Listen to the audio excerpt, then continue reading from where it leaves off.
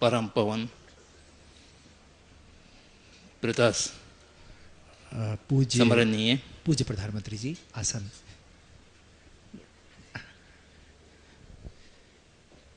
आपकी आज्ञा है तो पालन करूंगा। प्रातः स्मरणीय महामंडल ईश्वर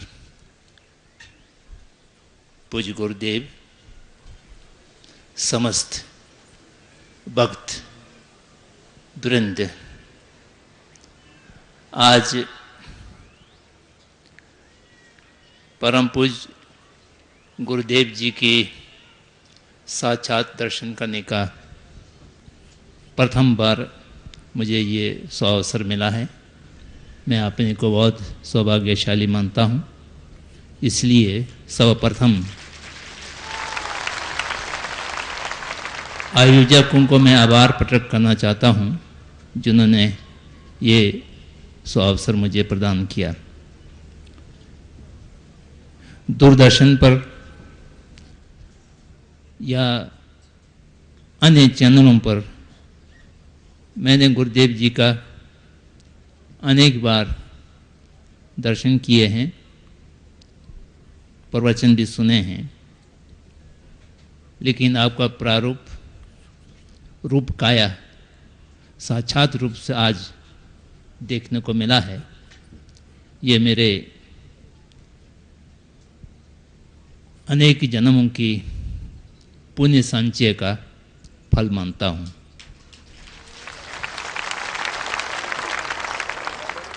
यहाँ पर लोगों ने अनुभव सुनाया और उन अनुभवों से बीज मंत्र का प्रक्रिया है, शक्ति है, उसको प्रमाणित करने की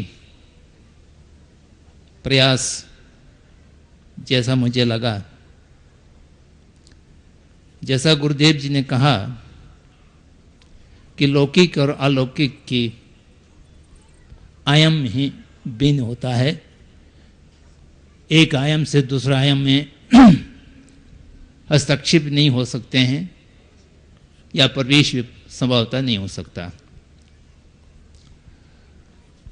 लोकोत्तर की आयाम, लोकोत्तर की प्रक्रिया यह साइंस से प्रमाणित करने की आवश्यकता नहीं है। साइंस उसको प्रमाणित कर भी नहीं सकते हैं, परंतु आधुनिक के मनुष्य की मानसिक के ऐसा बने हुए हैं, हर वस्तु को साइंस से प्रमाणित नहीं होता है तब तक वह मानने के लिए हिचकिचाहट होता है। ये किसका परिणाम है? यह साइंस के द्वारा फैलाया हुआ अंधविश्वास की परिणाम है। धर्मों ने, दर्शनों ने, परंपराओं ने बहुत कुछ अंधविश्वास फैलाया, इससे हम नकार नहीं सकते हैं। परंतु आधुनिक साइंस ने जितना अंधविश्वास फैलाया उतना किसी धर्म ने नहीं फैलाया। जो साइंस से मनुष्य के मस्तिष्क को, मनुष्य के मन को, जो अंग्रेजी में कहता है कंडीशन हो जाता है, उससे अत्यंत प्रभावित हो जाते हैं, तो वो एक बहुत खतरनाक किस्म की अंधविश्वास बन जाते हैं, जिसको हटाना धार्मिक अंधविश्वासियों को हटाने जैसे सरल नहीं होता है।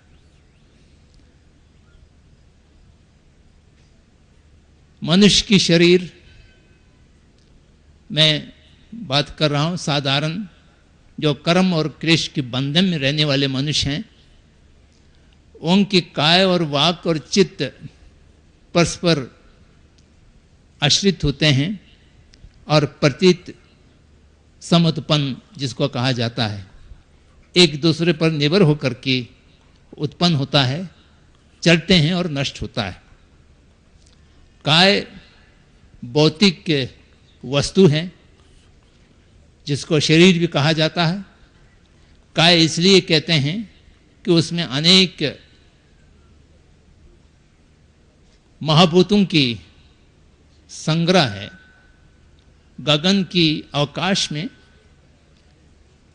जलवायु, तृषण और भूमि की जो स्थूल तत्व हैं वो सब एक दूसरे की विरोध हैं, परंतु एक संतुलन बनते हैं तो वो एक दूसरे के सहयोग भी बनते हैं, एक दूसरे की आपूर्ति भी करते हैं।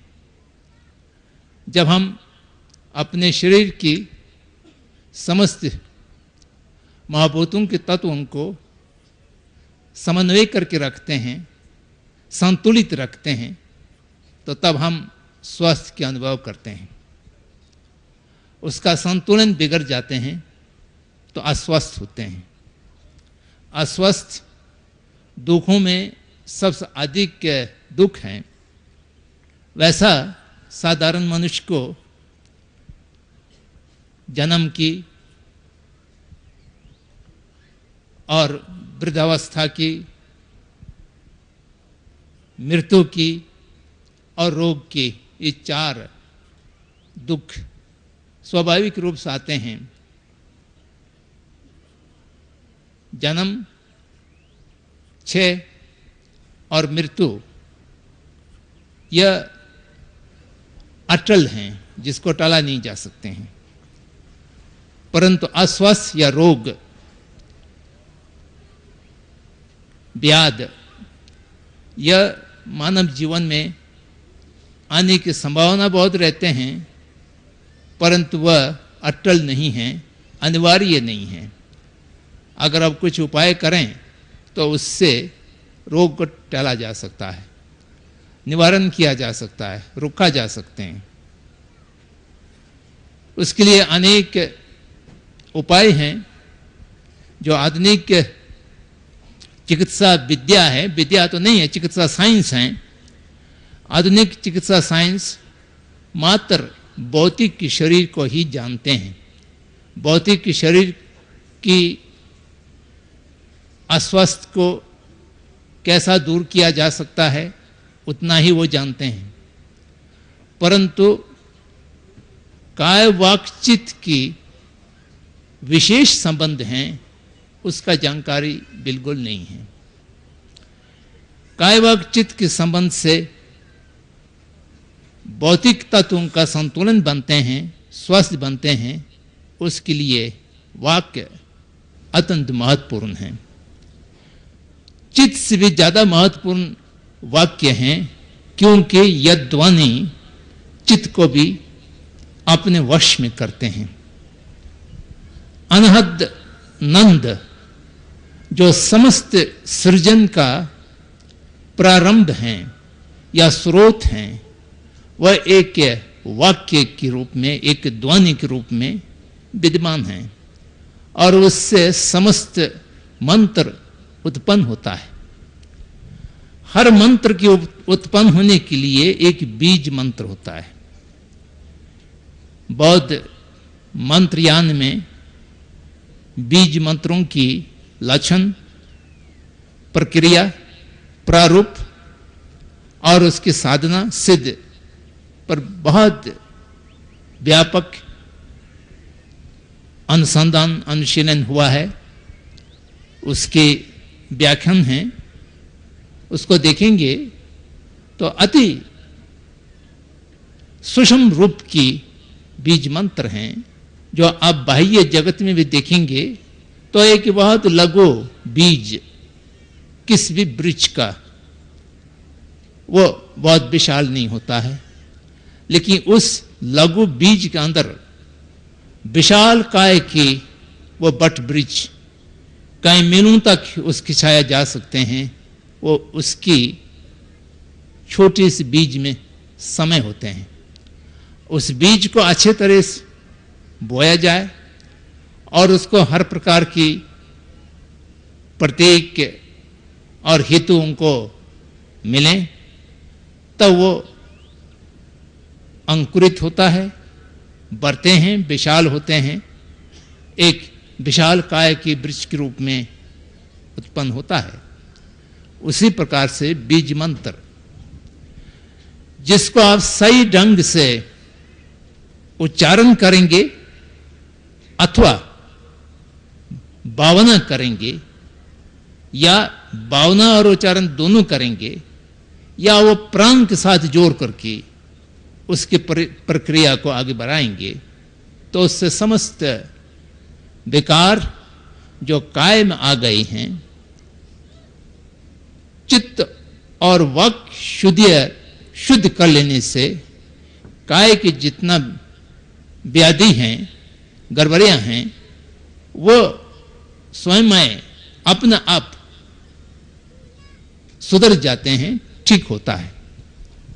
तो इसलिए आधुनिक साइंस वाले इस प्रकार की बात सुनते हैं तो बड़ा आश्चर्य होता है, अचंभित होते हैं, अवाक रह जाते हैं, क्योंकि उनकी समझ बहुत छोटे होते हैं। आधुनिक साइंस अभी बहुत बाल अवस्था में है, जब आगे बढ़ेगा। विनोबा जी बराबर ये कहा करते थे, विज्ञान और आध्यात्मिक, साइंस और आध्यात्मिक मिलन जब होगा, वहां पर एक विश्व की नया प्रारूप स्थापित हो सकते हैं। मुझे मालूम नहीं ये मिलन होगा कि नहीं होगा। विनोबा जी विश्वास आश्वस्त थे तो ये मिलन कभी न कभी होगा, आधुनिक साइंस बढ़ेंगे,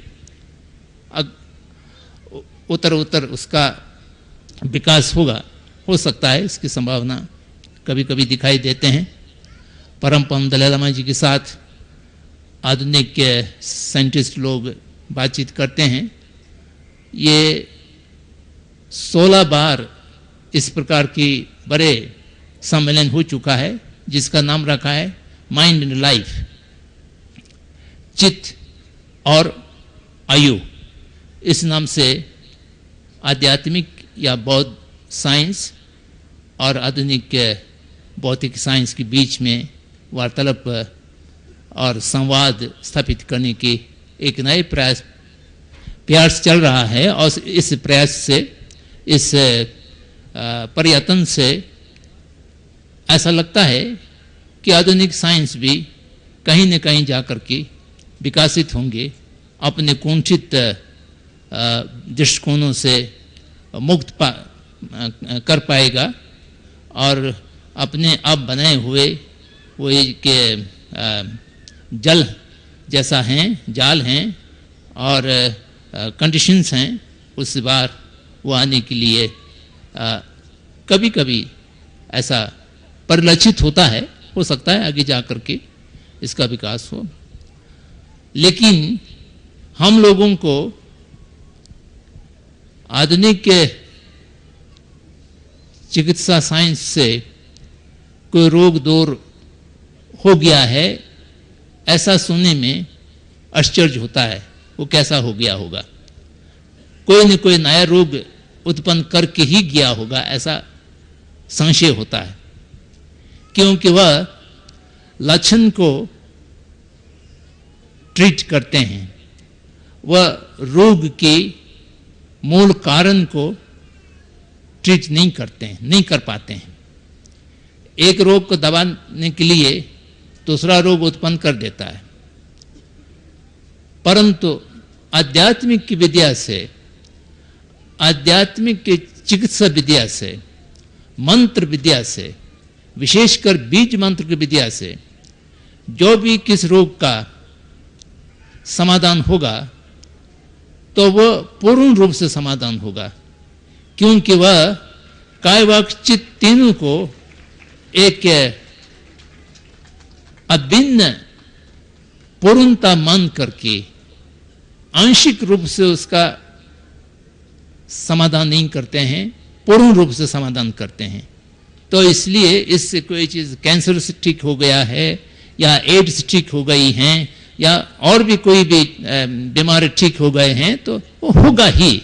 अगर आप बीज मंत्र को ठीक ढंग से साधना करेंगे, उच्चारण करेंगे, गुरुदेव से लेंगे, तो इसमें कोई आश्चर्य की बात नहीं है। और इसके लिए कोई आधुनिक मेडिकल साइंस की प्रमाण पत्र की भी आवश्यकता नहीं है। वो अपने अपने व्यक्तिगत अनुभूति स्वयं परमा है, इससे अधिक कोई परमा की आवश्यकता नहीं है। इस प्रकार की हजारों वर्षों की प्राचीन भारतीय मंत्र विद्या को संपूर्ण जगत में पुनः प्रचार और प्रसार करने में गुरुदेव जी ने अद्वितीय योगदान दिया है। इसका ऋण हम कभी ऋणी नहीं होंगे।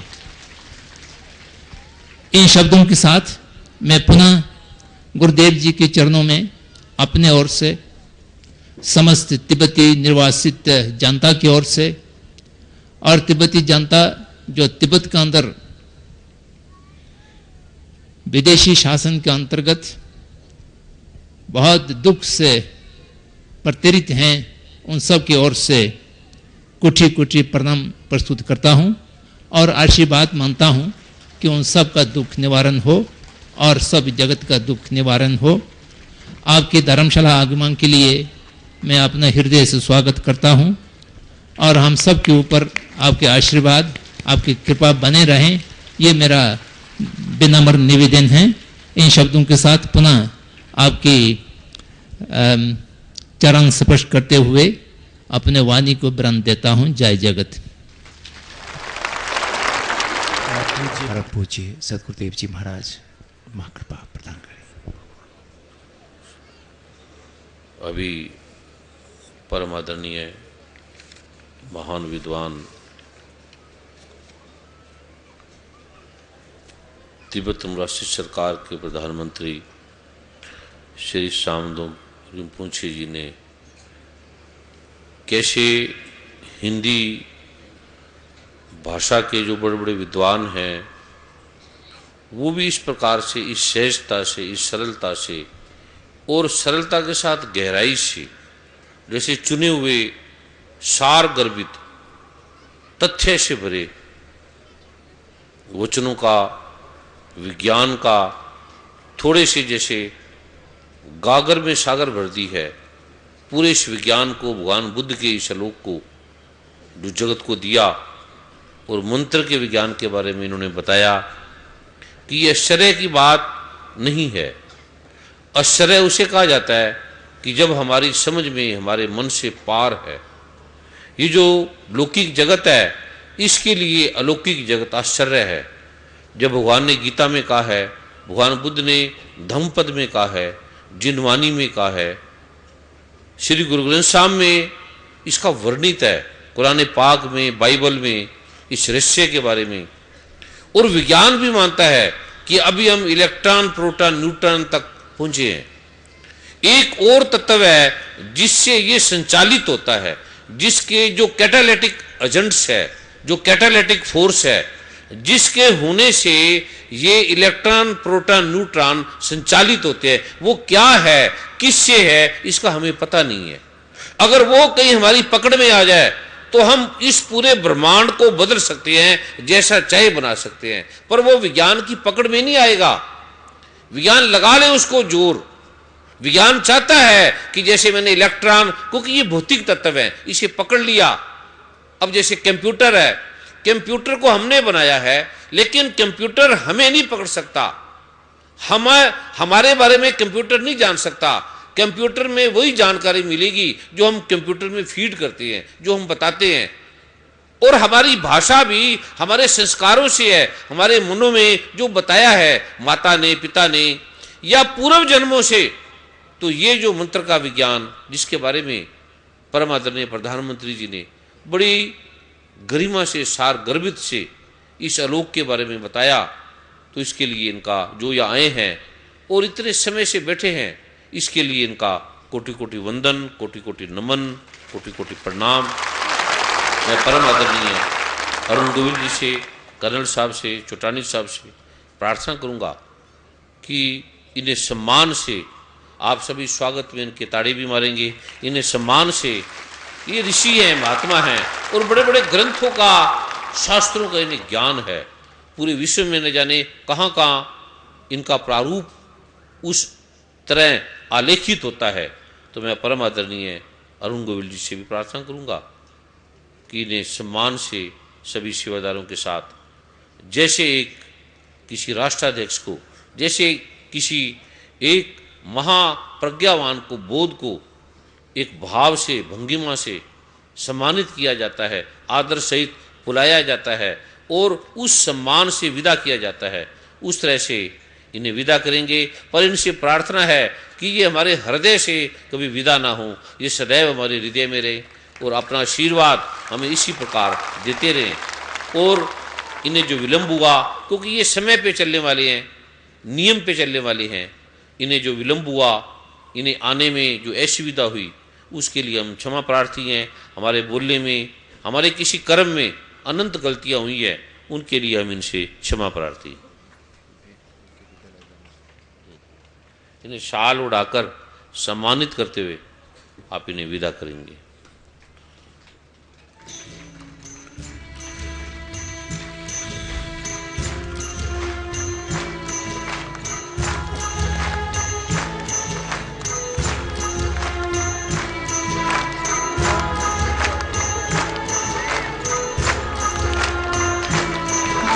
स्वामी सतीश जी भी इनके साथ जाएंगे विदा के लिए, माँ नूर भी इन्हें विदा के लिए, डॉक्टर चावला साहब भी विदा के लिए इनके साथ जाएंगे।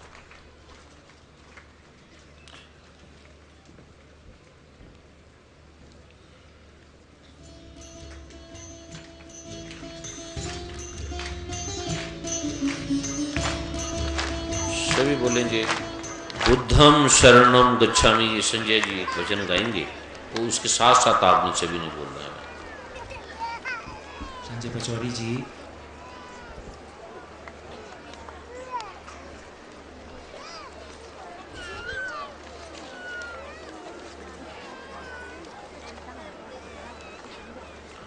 अभी प्रभु की कृपा का जो आलोक है, ये मैं आपको देने जा रहा हूं। ये रहस्य जो आदि अनादि काल से है, आज से नहीं है। जब ये पृथ्वी का उद्भव हुआ, वैज्ञानिक तो मानते हैं कि पृथ्वी को इतने साल हो गए, या भगवान राम को इतने साल हो गए, या ये मंत्र इतना पुराना है, या भगवान राम इतने वर्ष पहले हुए। ये विज्ञान क्या कोई भी इस प्रारूप को नहीं जान सकता कि इनका कब अवतरण हुआ, कैसे हुआ। ये प्रभु कृपा करेंगे, उस आलोक के बारे में बताएंगे। अभी मैं उस आलोक को आपको देने जा रहा हूँ। उससे पहले मैं परम आदरणीय वर्मा से प्रार्थना करूँगा कि जो स्वामी सतीश जी हैं, वर्षों से इनके साथ आशीर्वाद इनका मिला है, 15-20 वर्षों से इनके साथ साधना में भी रत रहे हैं, ध्यान की बड़ी बड़ी अंतर गहराइयों से उतरते हैं ये। और माँ नूर भी जो पंजाबी की बहुत बड़ी कवित्री भी है, ध्यानी भी है, साधक भी है, साधना में भी रत रहे हैं। तो मैं परम आदरणीय अरुण गोयल जी से प्रार्थना करूंगा, इनका वो सम्मान करेंगे। डॉक्टर चावला साहब से भी करूंगा, इनका वो सम्मान करेंगे। और दो वचन जो भाव है इनके सुनकर इन्हें भी, क्योंकि ये ध्यान में रहने वाले हैं, इतनी देर बैठने वाले हैं, नहीं बैठने वाले, इन्हें भी सम्मान से विदा करेंगे। इनका भाव होगा बैठने का तो ये बैठ सकते हैं, मुक्तता के स्वामी हैं, फिर भी आप सम्मान से इन्हें भी विदा करेंगे। आगे इनका जो भाव है जैसे वैसे वो करेंगे। परमात्मा ने अरुण गोयल जी से प्रार्थना करूंगा कि माँ नूर को और स्वामी सतीश जी को भी उसी प्रकार फूलों की माला से इनका सम्मान करके फिर इनके जो वचन है, जो भाव है, वो भी सुनेंगे।